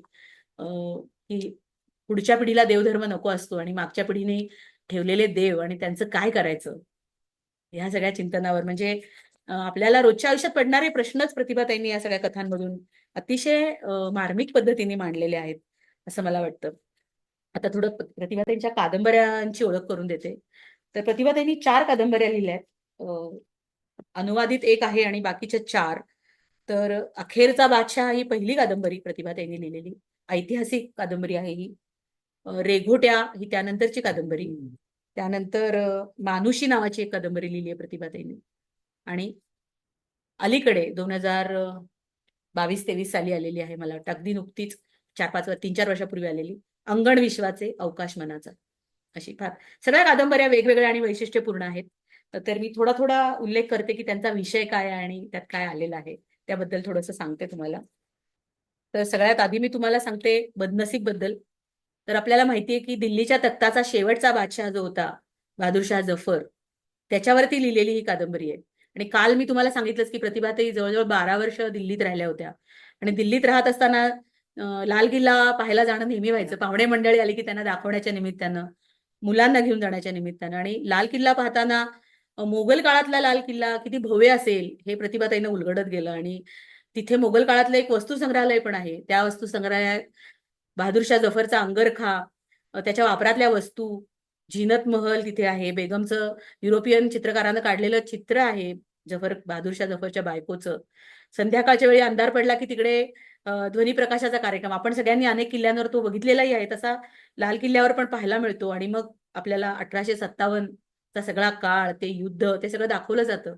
या सगळ्यामुळे 1857चा काळ आणि दिल्लीच्या तख्ताचा तो बादशाह प्रतिभा त्यांच्या मनात रुतून राहिला होता. आणि लाल किल्ला पिक्चर पाहिल्यानंतर बहादूरशाह जफरच्या सगळ्या गझला, ते शेर, ते सुद्धा प्रतिभा त्यांच्या मनामध्ये फार हे झाले होते की 2 गज जमीन ना मिली कुए यार में. जे आपल्या प्रेमाच्या दिल्लीमध्ये आपल्याला शेवटी दफन करायला जागा मिळू नये, हे बादशहाचं दुःख प्रतिभा त्यांच्या मनावर फार कोरलं गेलं होतं. आणि म्हणून त्यांनी सगळा शोध घेतला. द लास्ट मुघल नावाची कादंबरी पण त्यांनी वाचली होती. त्याचा अनुवाद करायचा होता, पण त्याचे जे लेखक होते कोसला नावाचे, त्यांनी सांगितलं की तुम्ही आता स्वतंत्रपणे लिहिताय तर अनुवाद कशाला करता, तुम्ही स्वतःच कादंबरी लिहा. म्हणून प्रतिभाताईंनी अखेरचा बादशाह म्हणजे आधी बदनसीब या नावाने लिहिली आणि नंतरच्या काळात पुढच्या आवृत्त्या लोकांना समजायला सोपं जावं म्हणून बदनसीब ऐवजी अखेरचा बादशाह या नावानं त्याच्या आवृत्त्या निघाल्या. कॉन्टिनेंटल प्रकाशानं काढलेली कादंबरी आहे ही. या कादंबरीला सुद्धा पुष्कळ पुरस्कार मिळाले. आपल्या सगळ्यांना माहिती आहे की 1857चं बंड जेव्हा सुरू झालं आणि स्वातंत्र्य लढ्याची ठिणगी पडली, तेव्हा सगळ्या आपल्या भारतातल्या शिपायांनी भारताचा सम्राट म्हणून बहादूरशाह जफरला स्वीकारलंच होतं आणि मान्यता दिली होती. आणि त्याच्या नेतृत्वाखाली ब्रिटिशांना आपण तडाखा द्यावा, त्यांच्या विरुद्ध युद्ध करावं असं ठरवलं होतं. आणि त्यांना ब्रिटिशांना भारतातून याच्या मदतीनं हाकलून लावावं म्हणून प्रयत्न केले होते. तर काही सुरुवात जेव्हा झाली 1857च्या बंडाची, तेव्हा काही भागामध्ये ब्रिटिशांचा पराभव सुद्धा आपल्या शिपायांनी, सैनिकांनी केला. पण नंतर काय झालं, 2-3 ठिकाणी बंड यशस्वी होत गेलं, पण नंतर पारडं फिरलं आणि ब्रिटिश सरकार मात्र आपलं जे बंड होतं सैनिकांचं, शिपायांचं, ते मोडून काढण्यास यशस्वी झालं. आणि हा बहादूरशाह जफर पकडला गेला. त्यांनी एका मकबऱ्यात आश्रय घेतला होता, पण मेजर हडसननं त्याला पकडलं आणि रंगूनला हद्दपार केलं ब्रह्मदेशातल्या. आणि स्वातंत्र्य युद्धात भाग घेण्याची आणि ते नेतृत्व करण्याची फार मोठी किंमत या बहादूरशाह जफरला चुकवावी लागली. इतकी ब्रिटिश अधिकाऱ्यांनी क्रूर चेष्टा केली की त्याच्या मुलांना बंदी बनवलं, गोळ्या घातल्या, नातवांना गोळ्या घातल्या त्याच्या समोरच. आणि त्याचे म्हणजे कापलेली मुंडकी वगैरे आणून त्याला त्याच्या समोर ताटामध्ये आणून ठेवली होती. आणि इतका निराश झाला तो शेवटच्या क्षणी आणि रंगूनमध्ये बंदिवासात असतानाच त्याला मृत्यू आला. तर असं त्याचं जे सगळं दुर्दैवी आयुष्य होतं, मुळातच त्याला तख्त जे मिळालं दिल्लीचं, तेव्हा सगळी जी होती म्हणजे मोगलशाही संपुष्टात आलेलीच होती. पराभवाची उतरती कळाच तिला लागलेली होती. अशा चुकीच्या वेळेला मिळालेलं तख्त आणि नंतर झालेलं 1857चं बंड आणि त्यामध्ये त्याने बंदिवासातच घेतलेला अखेरचा श्वास, असं सगळं ते चित्र प्रतिभाताईंनी रंगवलंय. आणि ऐतिहासिक कादंबऱ्या म्हटलं की अनेकदा लेखक इतिहासाच्या घटनांपेक्षा त्यातल्या रंजक गोष्टींमध्ये वाहवत जातो आणि खरा इतिहास सांगत नाही. पण प्रतिभाताईंच्या कादंबरीचं एक महत्व आहे की कुठलीही अतिरंजितता त्यामध्ये नसते. अत्यंत वास्तवदर्शी असं लेखन प्रतिभाताई करतात. मग ते करत असताना ह्या कादंबरीत विशेषतः बहादूरशाह जफर याचं जीवन, त्याचं दुःख, प्रजेशी असलेलं त्याचं नातं, त्याचं गझलेवरचं प्रेम, वेगवेगळ्या दासींशी असलेलं त्याचं नातं, हे सगळं प्रतिभाताईंनी अत्यंत प्रामाणिकपणे, वस्तुनिष्ठपणे मांडलेलं आहे. कुठलाही त्याच्यामध्ये भेळमिसळ किंवा लोकांना बरं वाटावं म्हणून काहीतरी प्रसंग त्यामध्ये घुसडणे आणि काहीतरी ड्रामाटायझेशन करणे वगैरे असं काहीही केलं नाही. प्रतिभाताईंची सगळी पुस्तकं त्यासाठी आपण वाचायची की आपल्याला इतिहासाच्या अगदी जवळ जाणारे, प्रत्यक्ष अनुभवातून, अतिशय चांगल्या संदर्भातून निवडलेल्या सगळ्या शोधातून मिळालेल्या गोष्टीतून लिहिलेला असा तो इतिहास प्रतिभाताईंनी त्यांच्या पुस्तकात मांडलेला आहे. त्यामुळं ही कादंबरी महत्वाची आहे आणि केवळ मनोरंजन नाही तर चांगला इतिहास कळण्याच्या दृष्टीने. आणि प्रतिभाताईंची भाषा तर काय विचारायलाच नको. त्यांचं कुठलंही साहित्य घ्या, अतिशय कोवळी, ताजी, प्रसन्न अशी भाषा ह्या सगळ्या कथा कादंबऱ्यातून आलेली आहे. पुढच्या 2 कादंबऱ्या आहेत रेघोट्या आणि मानुषी. तर दोन्ही कादंबऱ्या स्त्रियांच्या जीवनाविषयीच्या आहेत. पण रेघोट्या ही जी काय कादंबरी आहे ती चित्रकार स्त्रीवर आधारलेली आहे. प्रतिभाताई स्वतः चित्रकलेत गती असणाऱ्या आणि चित्रकलेची आवड असणाऱ्या होत्या आणि त्यांना चित्रकार होता आलं नाही. तर ही कुठेतरी त्यांच्या मनामधला चित्रकार होता तो जागा झाला आणि त्यानं ही कादंबरी लिहिली असं मला वाटलं. आणि त्या कादंबरीतून त्यांनी कलावंत स्त्रीची संवेदनशीलता, तिच्या मनाची अस्वस्थता, मनाचा आंतरिक आणि बाह्य विश्वाशी चालू असलेला संघर्ष याचं अतिशय प्रत्येकारी चित्रण या कादंबरीत केलंय. एक फार चांगला प्रसंग या कादंबरीत आलेला आहे की बाईचं निवड करायची वेळ आली बाईलाच. एखादा पुरुष बाईचं निवड करतो, नग्न चित्र काढतो आणि एखादी स्त्रीचं नग्न चित्र काढते, यात काय फरक असतो का? असा एक चांगला प्रसंग त्या कादंबरीत आलेला आहे. आणि स्त्री जेव्हा स्त्रीचं निवड काढते तेव्हा ती संपूर्णपणे तिला नग्न दाखवणार नाही अशा पद्धतीने ती कादंबरी उलगडत जाते. आणि मग ती काय करेल, कसं काढेल, एक स्त्री चित्रकार स्त्रीचं निवड कसं काढेल, तर ती कमळाच्या पानांनी आणि देठांनी स्वतःचं वस्त्र झाकून घेऊन ते निवड काढेल. अशा पद्धतीचं एक सुरेख कंपोजिशन एक चित्रकार म्हणून प्रतिभाताईंनी त्या कादंबरीत रंगवलंय. मी प्रतिभाताईंना विचारलं की कमळाच्या देठांनीच का बरं तुम्ही तिला झाकून घेतलं, वेगळं फूल किंवा वेगळं पान का नाही निवडलं? तर त्याचं फार सुंदर प्रतिभाताईंनी उत्तर मला दिलं की बाईचं संसारातलं गुंतलेपण जे असतं ना ते कमळाच्या देठासारखं चिवट असतं ना, म्हणून मी तो कमळाच्या देठानी ती स्वतःला हे झाकून घेतीये असं ते रंगवलंय. की एकीकडे ती चिवट आहे आणि एकीकडे सुगंधात, कोमलपणात इतकी रमून जाते की त्यावेळेला आपण संसारात जखडलो गेलोय याची जाणीव तिला होतच नाही. आणि जाणीव झाली तरी सुद्धा ती त्या फुलांना, त्या सुगंधाला टाकून देत नाही, स्वतःला त्या गुंत्यातून सोडवण्याचा प्रयत्न सुद्धा करत नाही. तर असं जे स्त्रीचं भावविश्व असतं, ती एकीकडे कलावंत असते आणि एकीकडे संसारात गुंतलेली स्त्री पण असते. मग अशा पद्धतीनं म्हणजे तिची अगतिकता असते की तिला संसारात पण राहायचं असतं, संसारातल्या मंडळींना सुख पण द्यायचं असतं आणि स्वतःच्या सुखासाठी कला पण सांभाळायची असते. तर ह्या मनाच्या पातळीवर ती रंगवत गेलेली कादंबरी आहे. याशिवाय एक कलावंत म्हणून जी एक संवेदनशीलता असते त्या कलावंताच्या मनाची, आणि त्या पातळीवर कला सांभाळताना म्हणजे आपण कुणाच्या तरी दुःखावर आपलं सुख साधून घेतोय का, कुणाच्या तरी दुःखाचं भांडवल करून आपण आपली कला साकार करतोय का, ही सगळी एक पिंच कलाकाराच्या मनाला लागून राहिली असते, बोच लागून राहिलेली असते. त्या संदर्भात सुद्धा फार संवेदनशील असे संदर्भ, असे संवाद त्या कादंबरीमध्ये आलेले आहेत. म्हणजे कलावंताला आणि एका संसारात अडकलेल्या स्त्री कलावंताला समजून घेण्याची अशी एक उत्तम कादंबरी आणि अनेक पैलू असलेली. आणि त्या स्त्रीला समजून घेता घेता कलावंत घरात असताना आजूबाजूच्या कुटुंबातल्या मंडळींची पण कशी चूक होते, त्यांची काय अवस्था होते, आणि कधी कधी कलावंत सुद्धा त्या मंडळींना कसा समजून घेत नाही, अशा अनेक पदर या कादंबरीमध्ये उलगडले जातात. छोटीशी कादंबरी आहे पण फार सुंदर अशी कादंबरी आहे. आजच्या काळात कदाचित आपल्याला वाटेल की आता आपण आपल्याला आवडणारी कामं, समाजोपयोगी किंवा कलेची कामं असू देत, आपल्या आवडीनिवडी असू देत, स्त्रिया सहज उपभोगतात, आर्थिक स्वातंत्र्य स्त्रीला मिळालंय. पण प्रतिभाताईंनी ही कादंबरी लिहिली तो 80च्या दशकातला सगळा काळ होता, 80-90च्या. तेव्हा अजून स्त्री इतकी स्वतंत्र झालेली नव्हती. आणि आजच्याही काळात मला वाटते काही नागरी भागातल्या बायका सोडल्या, शहर भागातल्या बायका सोडल्या, तर खेडेगावातून काही फॅमिलीज अजूनही मागासलेल्या असतात किंवा त्यांना स्त्रियांचं इतकं आधुनिक होणं मान्य नसतं. त्या सगळ्यांना सुद्धा ही रिलेट होणारीच कादंबरी आहे. कारण एक कलावंत म्हणून संसार करत जगणं याचं जे दुःख असतं कलावंताचं, ते तो कलावंतच जाणे. आपल्याला कला सांभाळता नाही आली तर त्याच्या मनाची जी अवस्था होते, आणि या कादंबरीची नायिका त्यामुळेच शेवटी कला की संसार या संघर्षात पडते आणि संसार सोडून चित्र काढण्यासाठी घर सोडून निघून जाते. असा शेवट या कादंबरीचा प्रतिभाताईंनी कलेला मोठं स्थान दिलेलं आहे जीवनापेक्षा त्या कादंबरीत थोडंसं, असं मला वाटलं. अशी उत्तम कादंबरी आहे. दुसरी कादंबरी त्यांची आणखी एक सांगावीशी वाटते ती मानुषी. एक सामाजिक कार्य करणारी स्त्री या कादंबरीत आलेली आहे. समाजकार्य करताना आपलं वैयक्तिक दुःख विसरून नवऱ्याची साथ नसताना आपलं आयुष्य हिमतीनं जगणारी एक नायिका त्या कादंबरीमध्ये आलेली आहे. आणि या कादंबरीतली नायिका फार जुन्या काळातली आहे. म्हणजे किती जुना काळ, तर 19व्या शतकाचा उत्तरार्ध असावा असा तो काळ रंगवलेला आहे या कादंबरीत. आणि ती नायिका विधवा होते. आता त्या काळात 19व्या शतकाची समस्या काल आपण बघितली. विधवेच्या समस्या आपल्या सगळ्यांना माहिती आहेत. पण विधवा झाल्यावर तिला माहेरचा आधार नसतो. मग तो आधार नसल्यामुळे एका मित्रवत पुरुषाचा आधार घेऊन ती आपला संसार उभा करते पुन्हा नवऱ्याच्या माघारी आणि समाजात कर्तृत्व गाजवते. असा एक विषय त्या कादंबरीमध्ये आलेला आहे. आजच्या काळासाठी हा विषय सोपा आहे, पण तो काळ जो रंगवलाय त्या कादंबरीतला, आणि त्या काळातली बाई एका मित्राचा आधार घेण्याचा विचार करते, मैत्रिणीचा नाही. हा विषय प्रतिभाताईंना जो सुचलेला आहे, म्हणजे काळाच्या पुढे जाऊन लिहिणाऱ्या लेखिका, आणि एका स्त्रीला बंधनातून मुक्त होण्याची जी इच्छा असते, की तिला उभं राहायचं असतं, संसार सांभाळायचा असतो, आणि ते करत असतानाच आपल्या आवडीनं समाजकार्य करायचं असतं. ते सगळं ती कसं मिळवते आणि कसा मार्ग काढते त्या सगळ्यातून.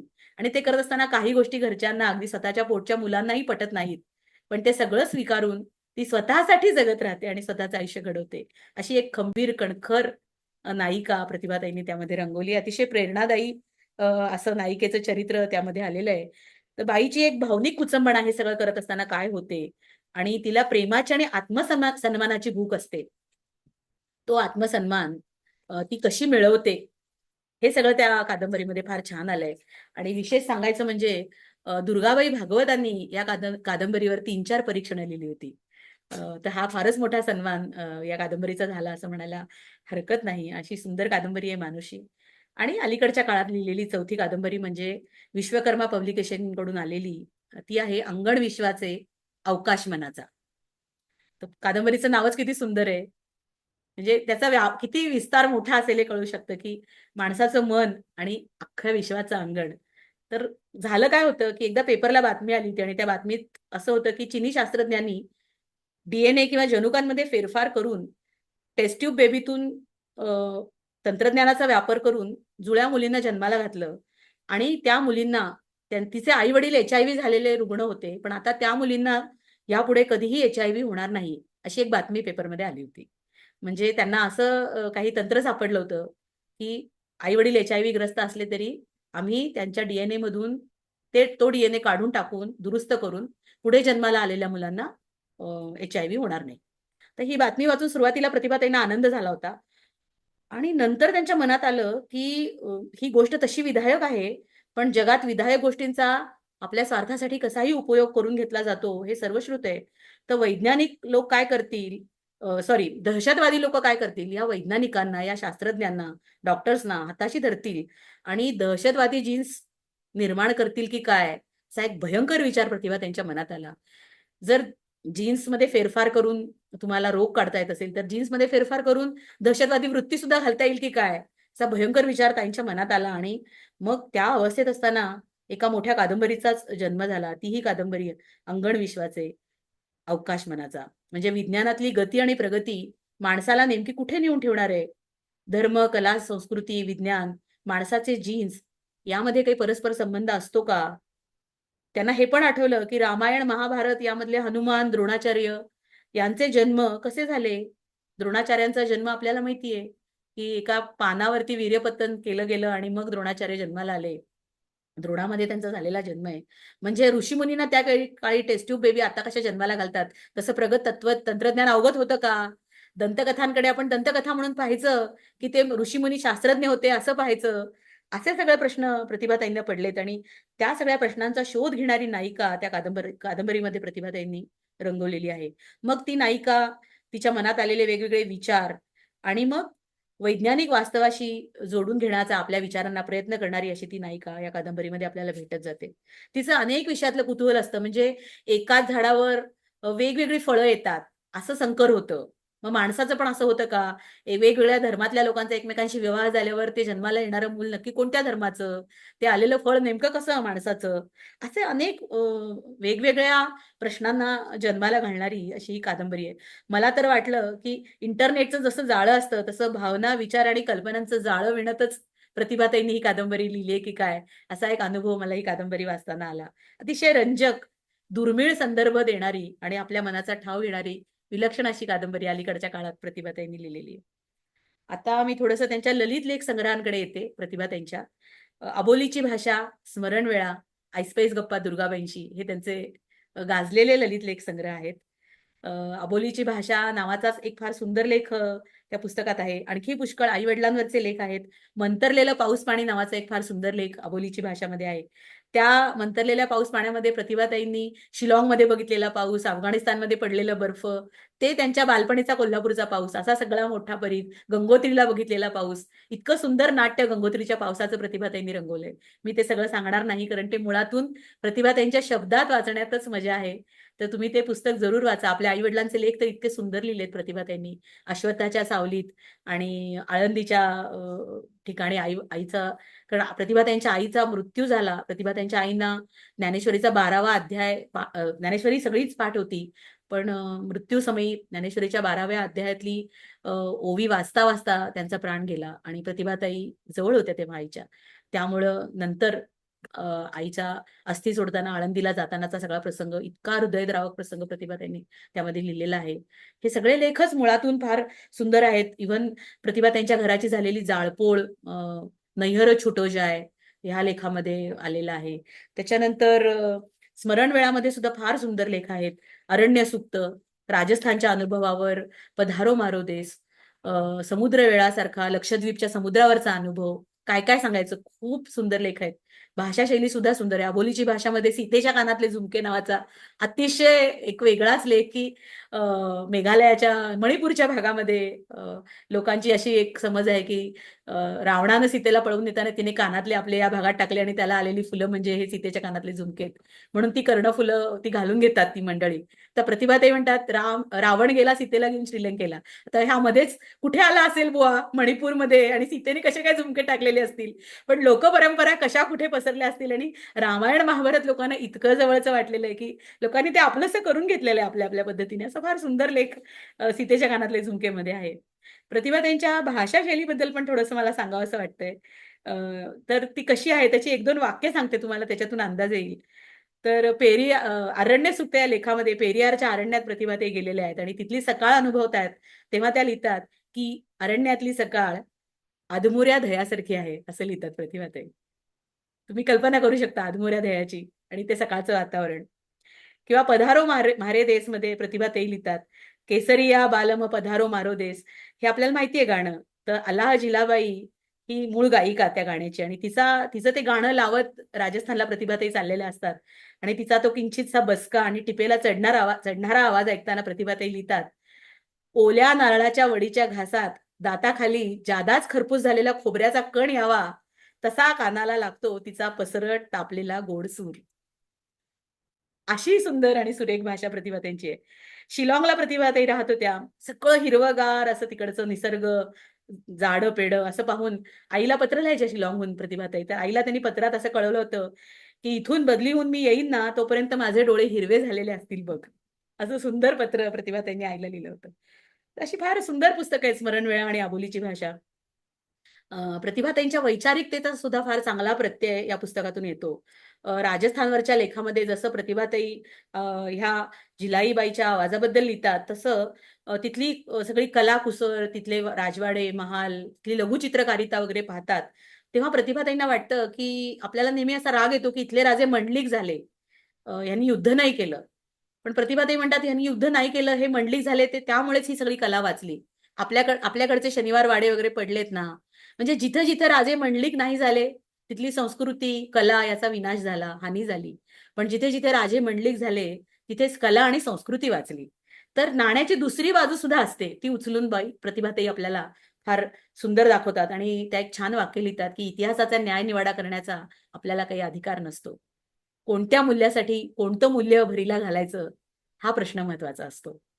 तर प्रत्येक वेळेस राजा जो निर्णय घेत असतो देशासाठी किंवा जगण्यासाठी, तेव्हा त्या त्या काळाचा तो निर्णय असतो आणि तो आपल्याला त्यामुळे स्वीकारावा लागतो. आपल्याला इतिहासाचा न्यायनिवाडा करता येत नाही. असं फार सुंदर वैचारिक विधान त्या लेखामध्ये आलेलं आहे. स्त्रियांवरच्या शोधांमधले काही लेख आहेत. वेद काळापासून ते आजच्या काळापर्यंत स्वतःचा धर्म सांगणारी एकही स्त्री कशी काय या जगात जन्माला आली नाही, असा प्रश्न प्रतिभाताईंना एकदा पडला.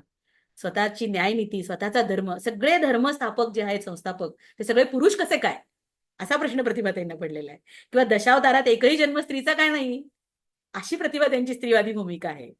तर अशा वेगळ्या विचारांच्या प्रदेशात प्रतिभाताई जातात आणि मग काही लेख लिहितात. असे काही चांगले वैचारिक लेख सुद्धा स्मरणवेळा आणि अबोलीच्या भाषामध्ये आलेलेच आहेत. तर हे दोन्ही पुस्तकं जरूर वाचा. स्मरणवेळा हे पुस्तक मुंबई विद्यापीठात BAच्या मुलांना अभ्यासाला सुद्धा होतं. अतिशय सुंदर असं पुस्तक आहे. ऐसपैस गप्पा दुर्गाबाईंशी हे तर गाजलेलंच पुस्तक आहे. आपल्या सगळ्यांना ते माहितीच आहे. अबोलीची भाषेचा सुद्धा मी फोटो दाखवणार आहे, कारण त्या फोटोची एक मजा आहे. हा जो फोटो आहे ह्या प्रतिभाताई आहेत तरुणपणीच्या. दोन वेण्या घातलेल्या आणि लांब लचक केस असलेल्या आणि नंतर लग्नानंतर दिल्लीत राहत असताना मला वाटतं त्याने केस कापले आणि दुर्गाबाई तर रागवल्या होत्या त्यांना की एवढे छान केस असताना तू केस कापलेसच का म्हणून. तर ऐसपैस गप्पा दुर्गाबाईंशी. तर जेव्हा काबूलहून प्रतिभाताई मुंबईला आल्या, आठवण सांगायची आहे दुर्गाबाईंची? नाही, सांग ना. त्यांनी आशियाटिक मध्ये गेले ते. हा तर ते म्हणाले की तुम्हाला दुसरं कोणतरी आहे का? तर ते विश्वास पाटील आले ना, ते वेगळे नाहीत, शास्त्रज्ञ लिहिलेले नाही. पानिपतकार नाही, पानिपतकार नाहीत. नवे क्षितिज. नवीन क्षितिज. ते म्हणाले तुम्ही आलात का काबूलहून? आणि मग त्यांनी सही केली आणि नंतर ते बाहेर गेले आणि नंतर ते दुर्गाबाई बसल्याच होत्या. त्या म्हणल्या तुम्ही आलात का? काबूल. सगळेपर्यंत घेऊन आलात का? त्यांनी सहीच केली. वा. त्यांनी सहीच केली. मी त्यांच्याशीच ओळख झाली. हा त्यांच्याशी सगळ्यांशी ओळख झाली. सगळ्यांशी ओळख झाली माझी. तर दुर्गाबाईंची अशी एशियाटिक लायब्ररीमध्ये प्रतिभाताईंची भेट झाली. भेट व्हायची. आणि विश्वास पाटील होते. हो, ते नवे क्षितिजचे हे त्रैमासिक ते काढत असत हो. आणि अनेक चांगली वैचारिक पुस्तकं त्यांनी लिहिलेली आहेत. फ्रेडरिक नीत्शे जीवन आणि तत्वज्ञान नावाचं फार सुंदर पुस्तक विश्वास पाटलांचं आहे. तर दुर्गाबाई त्यांना आपला मानसपुत्र मानत असत आणि त्या विश्वास पाटलांमुळे दुर्गाबाई प्रतिभाताईंच्या आयुष्यात आल्या आणि दोघींची कुतूहल, जीवनाकडे बघण्याची कुतूहलाची दृष्टी हा दोघींचा फार समान धागा होता आणि त्या कुतूहलापोटी दोघी तोंडभर गप्पा मारत होत्या. गोष्टी वेल्हाळ असणं या दोघींचा स्वभाव होता. तो एक समान धागा त्या दोघींमध्ये होता आणि मग त्यांच्या गप्पा खूप रंगायच्या. आणि एकदा मुंबई आकाशवाणी करता प्रतिभाताईंनी दुर्गाबाईंची मुलाखत घेतली आणि ती मुलाखत राजहंसच्या रेखाताई माझगावकरांनी ऐकली आणि म्हणाल्या काय छान गप्पा मारताय त्या दोघी जणी, ह्या गप्पांचंच पुस्तक व्हायला हवं. आणि म्हणून ते ऐसपैस गप्पा दुर्गाबाईंची हे राजहंस प्रकाशनानं काढलेलं पुस्तक. त्यांचं मी सांगितलं हा की तुम्हाला चंद्र किती दिसतात? हा कारण बरेच खर्च झालं होतं ना, तर ते तुम्हाला चंद्र किती दिसतात? म्हटलं मला एकच दिसतो की. तर तो म्हणाला की आकाशात एक चंद्र दिसतो. ते त्यांचं होतं ना ते दार होतं ना, हा ते काचेवरती ते चंद्र प्रतिबिंब पडायचं पडलं. आणि ते भिंतीवरतीच पडायचं. हा ते आम्हाला 3च चंद्र दिसतात की. क्या बात आहे. आम्हाला चंद्र 3च दिसतात. वा वा वा. तुम्हाला एकच चंद्र दिसतो ना, मला 3च दिसतात. काय छान दिसत. फार सुंदर आठवण. फार सुंदर. म्हणजे निसर्गाकडे कसं बघायचं हे दुर्गाबाई आपल्याला शिकवतात. सांगितलं. आणि प्रतिभाताईंनी ही आठवण लिहिली नसती तर एरवी ती कधीच आपल्याला ऐकायला मिळाली नसती की आकाशात किती चंद्र दिसतात. तर आपल्या सगळ्यांना एकच दिसतो.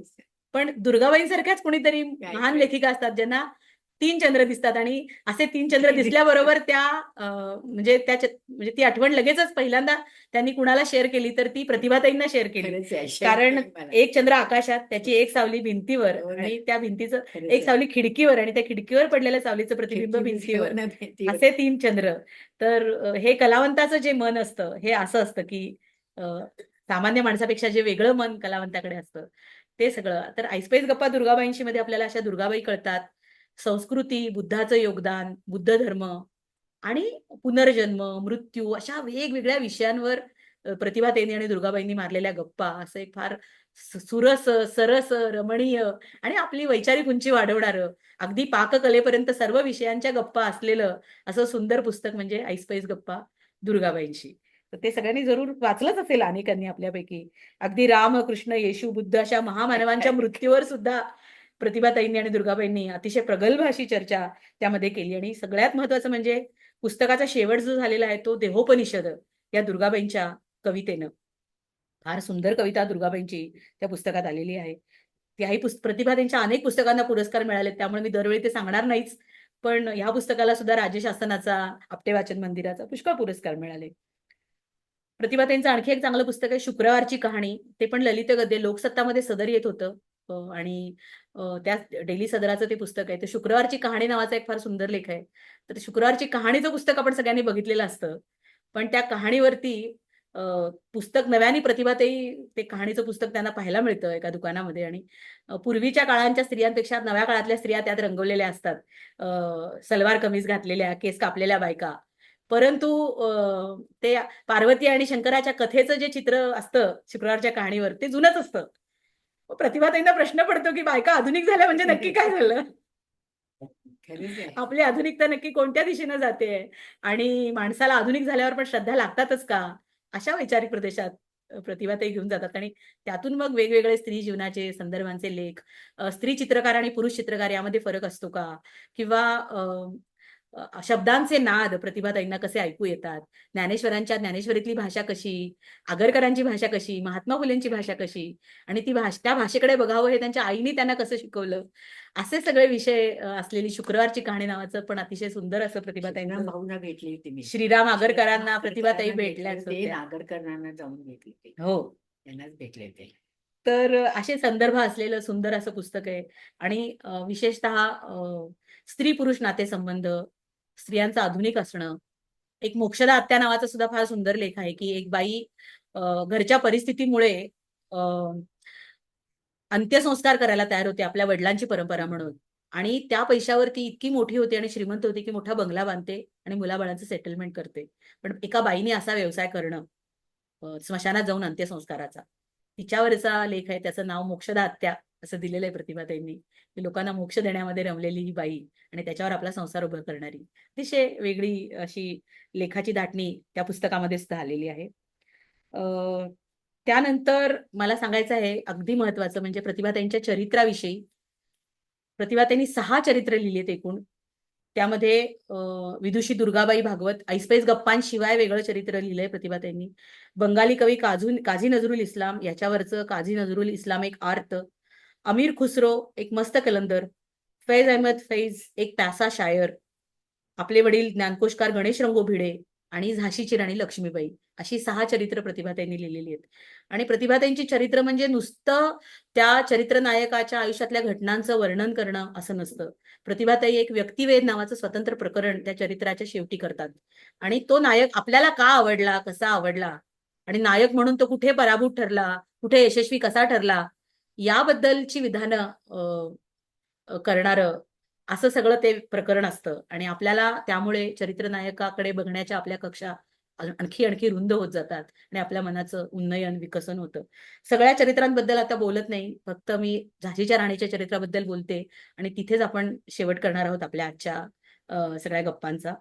तर झाशीच्या राणीच्या संदर्भात मला असं सांगायचं की प्रतिभाताई अ, झाशीला गेल्याच होत्या स्वतः.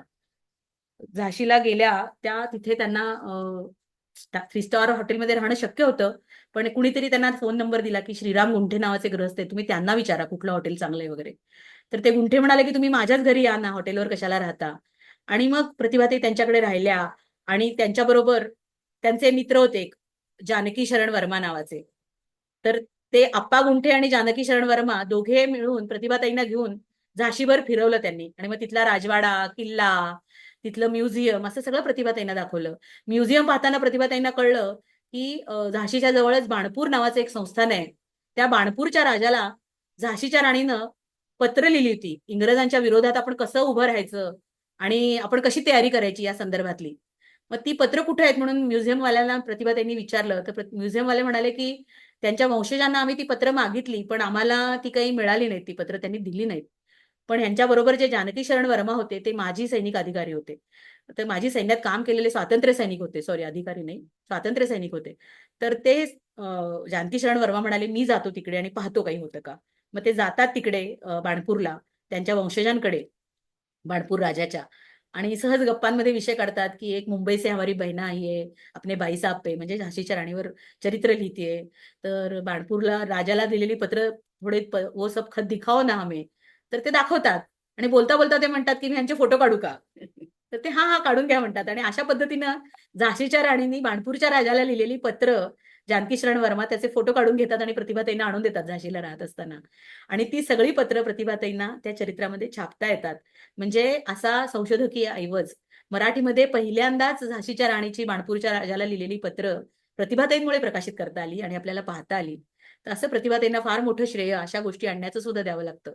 याशिवाय प्रतिभाताई झाशीच्या राणीकडे स्त्रीमुक्तीचं प्रतीक म्हणून कसं पाहावं, त्या झाशीच्या राणीच्या चरित्राला महाकाव्याची लय कशी आहे किंवा तिच्या मृत्यूकडे कसं पाहावं याविषयीचं फार उत्तम असं शेवटचं प्रकरण आहे प्रतिभाताईंनी लिहिलेलं. ते आपण सगळ्यांनी वाचायलाच हवं असं हे पुस्तक आहे.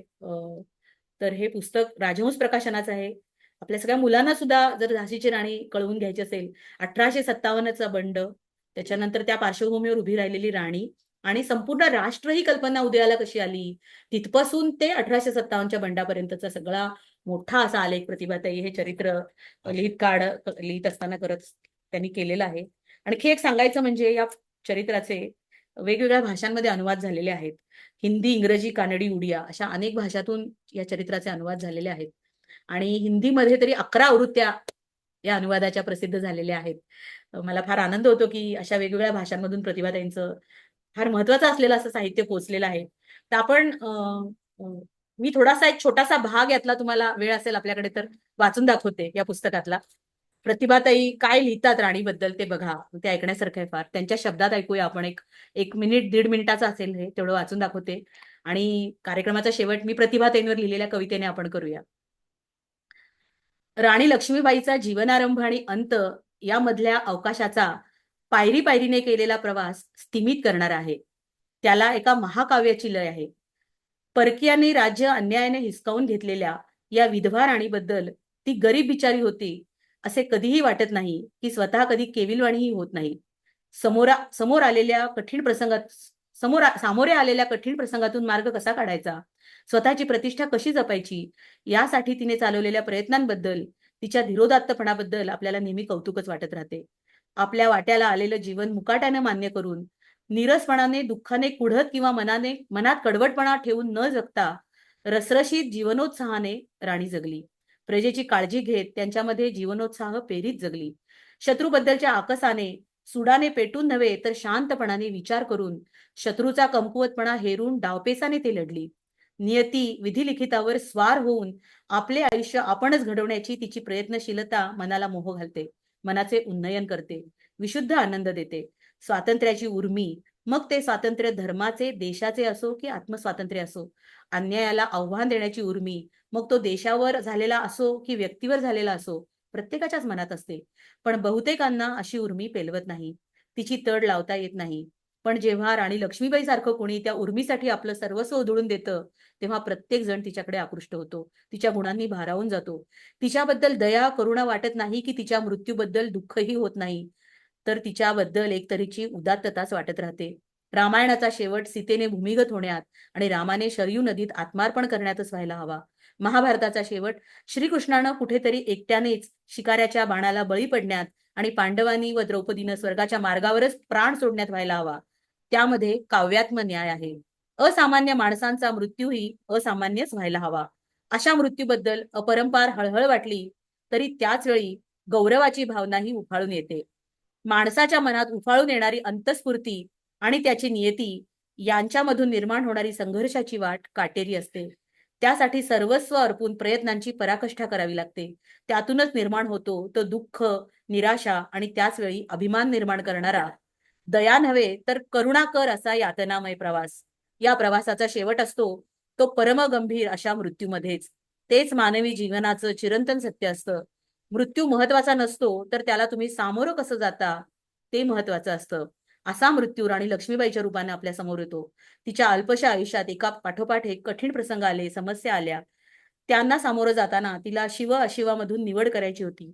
आपल्या राज्याचा स्वाभिमान, स्वतःचे स्वत्व जपायचे होते. सत्य असत्यामधले पेचप्रसंग, तणाव सोडवायचे होते. त्यासाठी तिची संयत बुद्धी, स्वाभिमानी वृत्ती, न्याय, प्रेरणा, योग्य अयोग्याची निवड यावरच्या निष्ठेनेच तिला बळ दिले. त्यामुळे शेवटपर्यंत लढत राहून शेवटी ती मृत्यूला धिटाईने, शांत चित्ताने सामोरी गेली. तिच्या अशा मृत्यूमुळे तिच्या आयुष्यभराची स्वाभिमानी वेदना शांत होते आणि आपल्या मनात अत्यंत व्यापक अशी उत्कटता दाटून येते. ती एक प्रकारची अनिर्वचनीय अशी अनुभूती असते. चारित्र्य, चारुता, चातुर्य, अतुलनीय धैर्य, शौर्य उदार मनस्कता आणि शहाणपण या तिच्या गुणांच्या प्रभावाखाली आपल्या व्यक्तिमत्वामध्ये अभावानेच असलेल्या त्या गुणांना निमिष मात्र का होईना उजाळा मिळतो, दिव्य स्पर्श होतो आणि मग राणी लक्ष्मीबाईबद्दल ओढ वाटते. त्या ओढीमुळे निर्माण झालेली तिच्या मृत्यूबद्दलची वेदना आणि एका वेगळ्याच पातळीवरचा आनंद याची सांगड बसते आणि एका उदात्त अशा मुक्कामाला आपण जाऊन पोहोचतो. असा या पुस्तकाचा शेवट आहे. ह्याच्यावरून तुम्ही कल्पना कराल की हे पुस्तक किती उंचीवरचं असेल आणि प्रतिभाताईंनी राणी कशी रंगवली असेल. तर माझं अगदी सगळ्यांना मनापासून सांगणं आहे की राणीचं चरित्र तुम्ही वाचा, तुमच्या सगळ्या मित्रमैत्रिणींना आणि मुलांना सुद्धा वाचायला द्या. प्रतिभाताईंचं सगळं साहित्य असं आपल्या विचारांचं, भावनांचं, मनाचं उन्नयन करणारं आहे. आपल्या मनाचं विकसन करणारं आहे आणि त्यामुळंच ते श्रेष्ठ असं समाधान देणारं, श्रेष्ठ दर्जाचं. कारण मराठीमध्ये सुद्धा इतक्या विविध आणि वैशिष्ट्यपूर्ण अनुभवाला सामोरी जाणारी सुद्धा क्वचितच लेखिका आपल्याला आढळते आणि आपलं भाग्य आहे की प्रतिभाताई अशा वेगवेगळ्या मुलखातून, प्रदेशातून फिरल्या आणि ते अनुभव त्यांच्या शब्दांच्या कुंचल्यातून आपल्यापर्यंत घेऊन आल्या. तर आपण प्रतिभाताईंना आता वंदन करूच या कृतज्ञतेनं की त्यांनी आपल्यासाठी इतका मोठा ऐवज आपल्या पुढे आपल्या झोळीत टाकला आणि आपल्याला कृतकृत्य केलं आणि आपल्याला श्रीमंत केलं खऱ्या अर्थानं. प्रतिभाताईंच्या शब्दात सांगायचं तर. आणि म्हणूनच त्यांच्याविषयी कृतज्ञता म्हणून मला मी त्यांच्यावर लिहिलेली एक कविता वाचून दाखवायची वाटते. मी त्यांचा एक पोर्ट्रेट काढायचा प्रयत्न केलाय. प्रतिभा रानडे एक पोर्ट्रेट अशी ती कविता आहे. ती वाचून दाखवते आणि आपण थांबूया. प्रतिभा रानडे एक पोर्ट्रेट. रम्य भीषण अनुभवांचा विस्तीर्ण अथांग समुद्रच आहे तुझं जीवन. रम्य भीषण अनुभवांचा विस्तीर्ण अथांग समुद्रच आहे तुझं जीवन. अस्वस्थ नावाचा नावाडी तर्काच्या संवेदनेच्या वल्ह्याने वल्हवतोय लेखणीची नौका गेली 50 वर्ष. संध्या समयी चंद्र चांदण्यांनी लखलखतं आकाश, तेव्हा त्यातली एखादी चांदणीच होऊन जातेस तू आणि ऐकत राहतेस मारव्याचे गूढ सूर. कधी कधी चांदण्यांना अंगा खांद्यावर खेळवणारं आकाश होतेस ना, तेव्हा भोवतालचं विश्वही करुणार्ण होऊन जातं. आभाळानं आपल्या पंखाखाली घेतलेल्या प्रत्येकाचं दुःख तुला आपलंच वाटतं. आभाळानं आपल्या पंखाखाली घेतलेल्या प्रत्येकाचं दुःख तुला आपलंच वाटतं. शोधत राहतेस तू त्या प्रत्येकांच्या जगण्याच्या रीतीभाती, वर्षानुवर्ष त्यांना टिकवून ठेवणारी त्यांची संस्कृती. समजून घ्यायचे असतात तुला झाडापेडांचे, मुलामाणसांचे, प्राण्यांचे, अरण्यांचे, सगळ्यांचेच धर्म. पहायचा असतो त्यांचा इतिहास अन भूगोलही. उगवणाऱ्या मावळणाऱ्या सूर्याशी मुक्त संवाद साधणारं तुझं मन समुद्राला एकांत काठ देणारं. भरतीच्या वेळी उसळतात विचारांच्या उंच उंच लाटा, तेव्हा त्यातलीच एखादी लाट निवडून तुझ्यातली शाळकरी अल्लड मुलगी खेळत बसते तिच्याशी झिम्मा आजही. किनाऱ्यावर आपटून परत फिरतात लाटा, तेव्हा काठावरच्या ओल्या वाळूसकट साठवतेस तू त्यांना आपल्या पोटात शांतपणे. अंधारानं वादळी वाऱ्यानं चहूबाजूनं घेरून येतं, तेव्हा सोडत राहतेस तू त्या जलसागरात प्रश्नांचे असंख्य दिवे. त्या उजेडातच हाती लागतात सौंदर्याच्या अद्भुत खाणी अन दिसतो कधी तळाशी साचलेला कुरूप शेवाळ प्रदेशही. त्यांनाही टाळत नाहीस तू. सगळं पार करून तुझी नौका निर्भयपणे विहरत राहते. अनेक सहप्रवाशांना समुद्राची अनोखी सफर घडत राहते. तुझ्या प्रश्नांच्या प्रकाशात मी तुला शोधत राहते. तुझ्या प्रश्नांच्या प्रकाशात मी तुला शोधत राहते. रंगरेषांना मर्यादाच पडतात, पण छायाप्रकाशात जे काही दिसलं त्यातूनच तुझं पोर्ट्रेट साकारत राहते. ते कधीही पुरं होणार नाहीये हे ठाऊक असलं तरीही, ते कधीही पुरं होणार नाहीये हे ठाऊक असलं तरीही. धन्यवाद. नमस्कार ताई. 1 तासात तुम्ही प्रतिभाताईंच्या या साहित्याचा तुम्ही आढावा खूप छान घेतला. तुम्ही काल सांगितल्याप्रमाणे एक एक पुस्तकात उलगडून दाखवावं हीच विनंती. खूप छान. आजचा पण संवाद खूप छान झाला. नमस्कार ताई. एक एक शब्द हा मोती होता आणि तुम्ही तर मोत्यांची माळच आमच्या गळ्यात घातली हो. प्रतिभाताईंना दंडवत प्रणाम. आणि आजचा संवाद इतका गोड होता. आशा मावशी नमस्कार.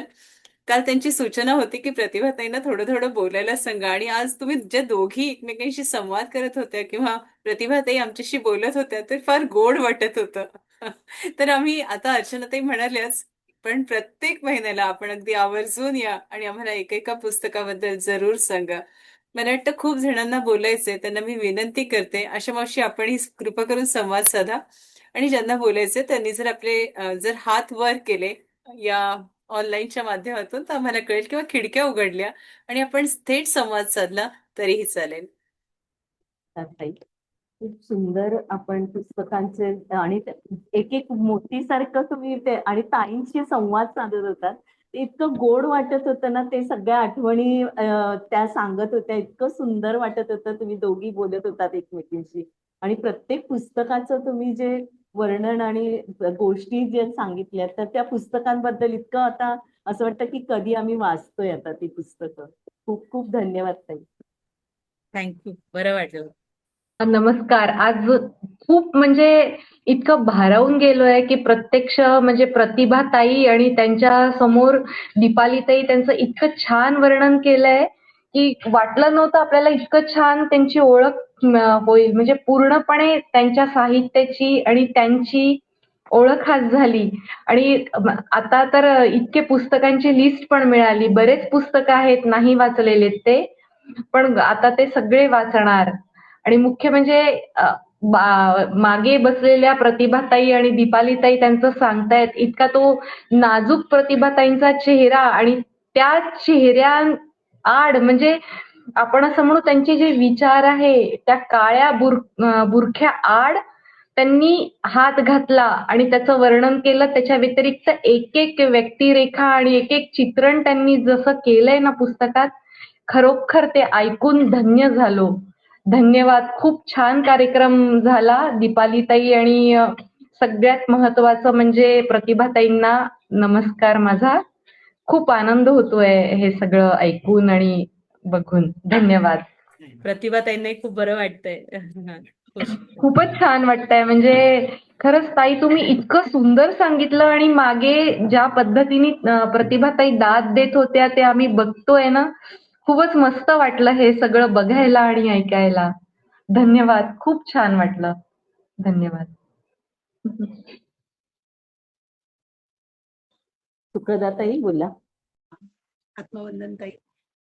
दीपाली ताई तुमचं ओघ ती भाषा ऐकून आम्ही काय शब्दच नाहीत आमच्याजवळ व्यक्त करायला. इतकी सुंदर तुम्ही बोलत होतात की ते थांबूच नाही आणि प्रत्येक व्यक्तिरेखा इतकी छान तुम्ही पुढे आणलीत की पुस्तक वाचण्याची खूप उत्सुकता निर्माण झाली. फक्त एकच विनंती मला तुम्हाला करावीशी वाटते की तुम्ही ती जी पुस्तकं सगळी आम्हाला त्याची मुखपृष्ठ दाखवलीत आणि नावं सांगितलीत आणि प्रकाशन, तर ते जर यादी आमच्या ताईंना दिली तर आम्हाला वाचायला छान म्हणजे वाचू आम्ही. तुमच्याकडनं ऐकायला तर जास्त आवडेल. आम्ही वाचू, पण त्याच्यावर तुम्ही केलेला त्याचा परामर्श जास्त आम्हाला उद्बोधक होईल. पुस्तकांची नावं मी आता ग्रुपवरती टाकते म्हणजे मग सगळ्यांना शेअर करतील ताई. तुम्ही सगळे ग्रुपवरती आहात ना त्या हो, आपल्या आराधना समूहाच्या? हो. आणि तुम्हा टाकते. दोघींना एका स्क्रीनमध्ये बघण्याचा जो काही आनंद होता ना, तो अगदी म्हणजे अशक्य वाटणारा आनंद होता, की दोघी एकाच वेळेला तुम्ही त्यांच्याविषयी म्हणजे काल जे दीपा आणि ज्योतिषी अगदी ते तसंच आहे खरंच. आणि हे संपूच नाही असं वाटतंय आणि आमच्यासारख्या अगदी छोट्या अल्पमती असलेल्या सगळ्यांना त्याचा तुम्ही आनंद दिलात हे माझ्यासाठी खूप मोठी गोष्ट होती. तुम्ही सगळ्या पुस्तकांचं वाचन किंवा थोडासा परामर्श आमच्यासाठी घेतला. ताईंनी काल सांगितलंच आहे. हो. पुन्हा विनंती जसा वेळ मिळेल तसं करू, पण अदरवाईज पुस्तकांची नावं तर सध्या शेअर करते. फार आणि तुमच्या सांगण्यात ते म्हणजे तो जो अभिनिवेश आहे तो असं आपण बघतोय असंच वाटतं आम्हाला तो प्रसंग. खूपच छान, थँक्यू. खूप छान. म्हणजे नाट्याभिनय प्रतिभाताईंचे आशीर्वाद आहेत, त्यामुळेच मी हे करू शकले सगळं. कारण माता सरस्वतीचेच खूप मोठे आशीर्वाद आहेत तुम्हाला आणि आम्हाला आमच्या ताईंमुळे हे सगळी अशी इतकी मोठी रत्न बघता येतात. हे म्हणजे मी तर माझं भाग्यच समजते की त्या किती कोण कोण म्हणजे ह्या तुम्ही दोघी आशात मावशी भेटल्या त्या पण म्हणजे त्यांची पुस्तकं वाचलेली आहेत, पण ते प्रत्यक्ष बघणं याचा जो काही आनंद आहे आणि त्यांनी ते सांगणं हा खूप म्हणजे काही त्याला शब्दच नाहीत. खूप छान. अगदी आनंददायी होतं दोन्ही दिवस. धन्यवाद ताई. आणि तुम्हा दोघींना साष्टांग दंडवत, तुमच्या ताईंना पण. ताई तुमची कविता जी आहे ती शब्दाच्या पलीकडे होती, ती पण जरूर आम्हाला पोस्ट करा, आम्ही ती शेअर करू. पुन्हा पुढच्या महिन्यात आपल्याला नक्की यायचं आवर्जून एक विनंती करते. प्रतिभाताई दंडवत प्रणाम आपल्याला.